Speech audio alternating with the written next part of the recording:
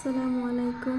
সবাই কেমন আছেন? আশা করি ভালো আছেন। আলহামদুলিল্লাহ আমিও ভালো আছি। তো আমি রান্না বান্নার জন্য আজকে দুপুরের রান্না তো আমি তিতা কেরালা ভাজি বানাম। দিকে তিতা কেরালা সব কিছু কাইটে সেটে রেডি করে নিছি। আর এখন আমি বহাবার পালা। তো তিতা কেরালা ভাজিটা বহাই দিলাম, অল্প তেল দিলাম, যে গুঁড়া জিরা দিলাম আর পেঁয়াজের কুচি দিয়ে আমি বহাই দিলাম, হলদির গুঁড়া দিলাম, নিমখ, তারপরে সব কিছু দিয়ে মানে এদিকে ভাজিটা বহাই দিলাম। আর এদিকে আমার ভাত হইতেছে। তো আমি এদিকে সবজি বহায়াম, সবজি রেডি করতেছি, পেঁয়াজ টেস্ট কুচি করে নিতেছি, সব কিছু রেডি করে নিতেছি।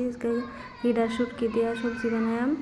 তারপরে আমি সব কিছু রেডি করলাম, মরিচের গুঁড়া, হলদির গুঁড়া, জিরার গুঁড়া, ধনিয়ার গুঁড়া, নিমখ দিয়ে এদিকে আমি সবজিটা বহাই দিলাম।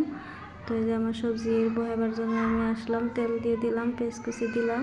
আর এখন আমি যেটা করে নিলাম, কষায় নিলাম, আর এগুলো পানি দিলাম ভালো করে কষা নেওয়ার জন্য। আর আমি সবজিগুলো উড়াই নিতেছি।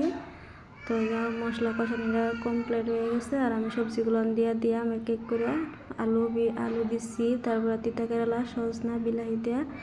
তো আমি যখন জল দিয়ে দিতেছি, তো আমার সবজি যে প্রায় হয়ে গেছে, তার যে ফিনিশিং লাস্ট একদম হয়ে গেছে। সবজির কালারটা কি সুন্দর হয়েছে।